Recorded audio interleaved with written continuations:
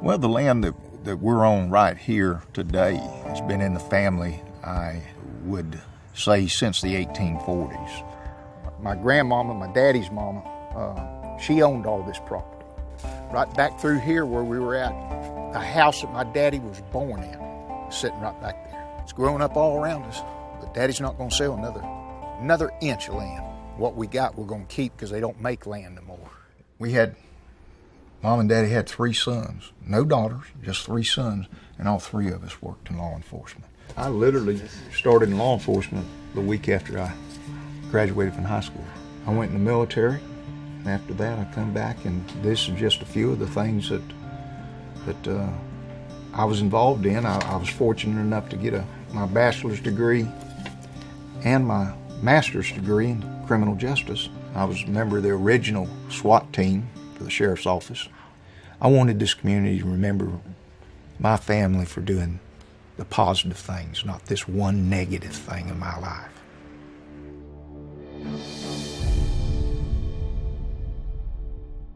It started earlier in the day. Was getting harassing, threatening, obscene phone calls from a young man that was had a relationship with our daughter. She's 16 years old. I felt like that what happened that night, that day, I was a victim. I dealt with victims of crimes for all those years, and I saw the bad side of what man can do to another man, and I didn't want to be a victim. The calls started when my daughter broke up with her boyfriend, and they had been together for over a year. They started texting and calling her, threatening her, and then it moved into calling my husband. There was lots of screaming and yelling and nasty, threatening texts that left us to believe that they were going to come over and harm us.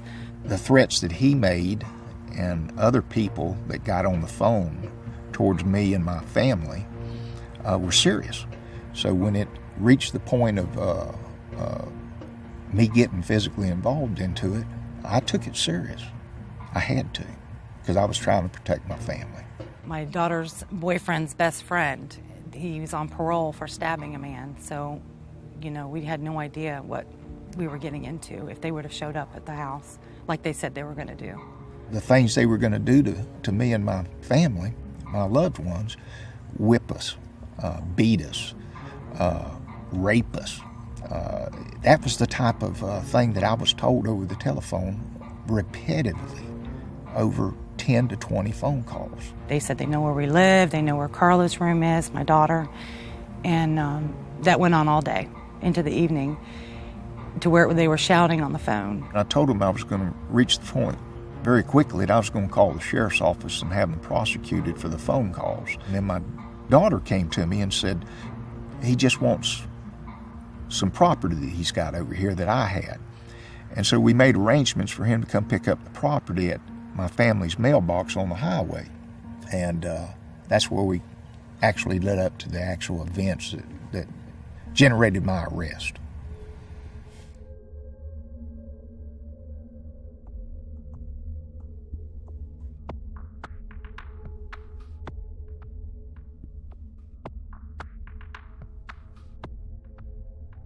When I heard that and I saw Carla walking back towards the house, I went back into the home, into my house, got my firearm, and I came out. You got to understand this was total darkness. I don't know the exact time, but it was total darkness. But I did see 2 figures in and out of the beams of light from the cars. And Buddy got in protective mode and went out to see what was going on. Well, I don't know what I would have done if he hadn't been there.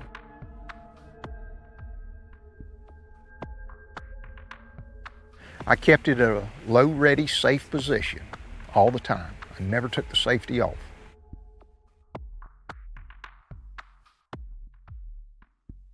When I got to here, a vehicle pulled off the side of the road.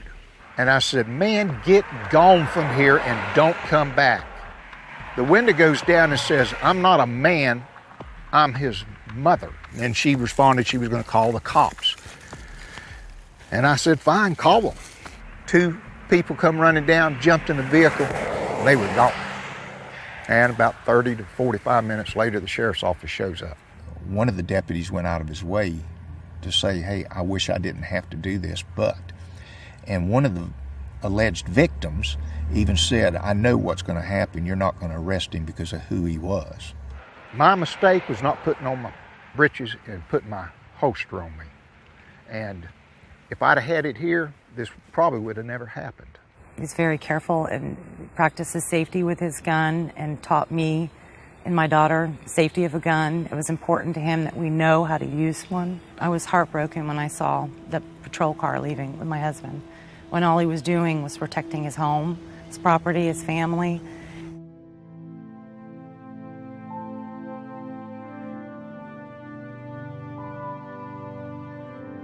You cannot plan for everything, but with the literally thousands of hours of training that I went through over the years, I'm not sure I was totally prepared for it. Anybody that owns a gun and decides they're going to take it out once a month or once every 3 months and fire the thing just to make sure it's working, they might as well throw it away.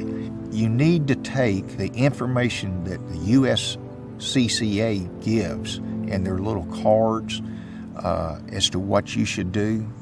I believe one of your cards says, tell the law enforcement personnel where the firearm is, tell them where any of the actual actors of the incident are, and then say, I don't want to talk until my attorney's present. Most people in those situations will try to talk themselves out of going to jail.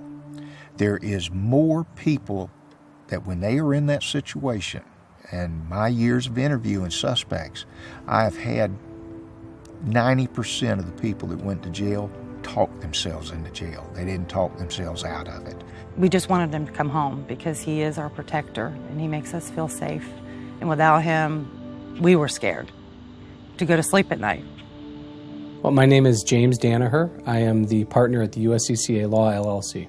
A case like Buddy's is more common than you'd think. A lot of times when any guns are involved, any firearm or handguns are involved, law enforcement is called, and it doesn't matter if you're on your property or not. So I think it is more common than people would think that if they're in their home with their firearm that there would be no problems. The reason that a police officer would detain, at least temporarily, and ultimately arrest would be because of the seriousness of how people treat firearms, and they don't want to certainly make a mistake.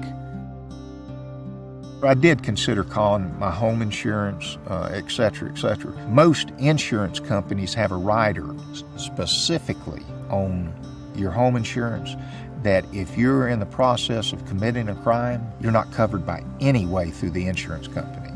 And at that point, I was accused of committing a crime. And so they weren't going to cover me. And I contacted them and they said, no, sorry, can't help you. Most homeowners' policies do not cover any criminal action, certainly do not pay for any defense attorney, so it would not be covered under a standard homeowner's policy. It just hit me. I need to call USCCA. My name is Corey Feeble, and I'm the director of the USCCA Critical Response Team. My role is to facilitate members that might be involved in a self-defense related incident, and that includes coordination of their insurance benefits, their attorneys, and overall helping them on a journey to recovery after a self-defense incident. I received the call from Buddy. It was December 18th, 2015. It was about 12:30 in the afternoon. He gave me a call and advised me that he was involved in an incident that happened about 3 days prior.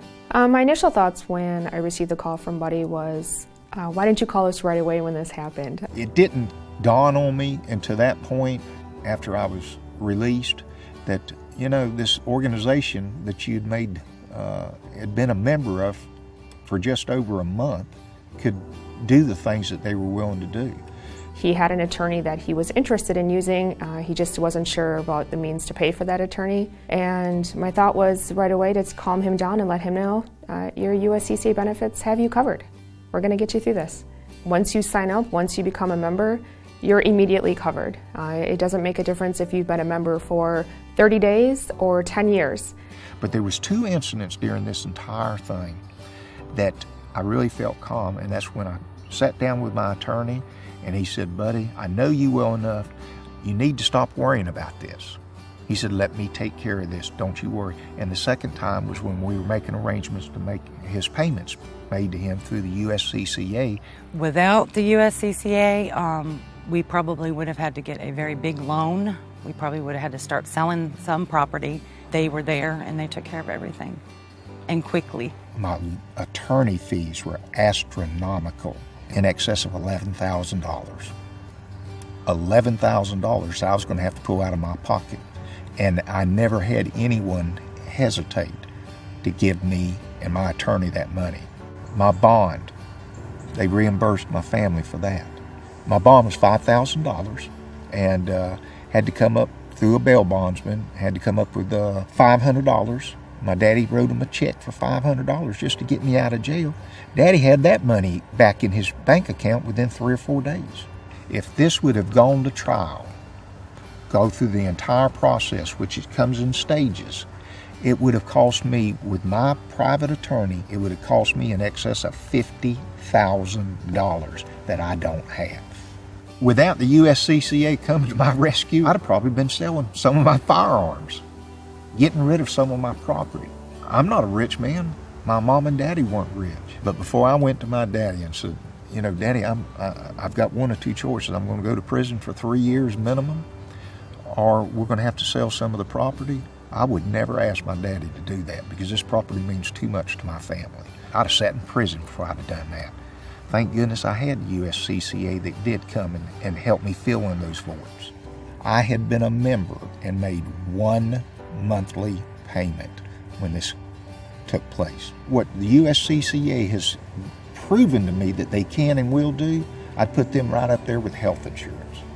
I'd put them right up there with auto insurance. But every month when I send them $30, I enjoy it because I know what they can do for me. And it's the best $30 I've ever spent. And as long as I'm staying on this side of the dirt, I'm going to be a member. Anybody that owns a firearm and does not have the assistance from an organization like USCCA, you might as well throw that firearm away because you're going to be throwing your property away. You're going to be throwing your livelihood away. You're going to cease to exist when it comes to liberties. I didn't feel like I did anything wrong, but I still went to jail. So everything that I did, I felt like was right. And I think that people think that it's never going to happen to them. Just look at the environment we live in today and tell me if it's never going to happen to you, and you can prove it's never going to happen to you.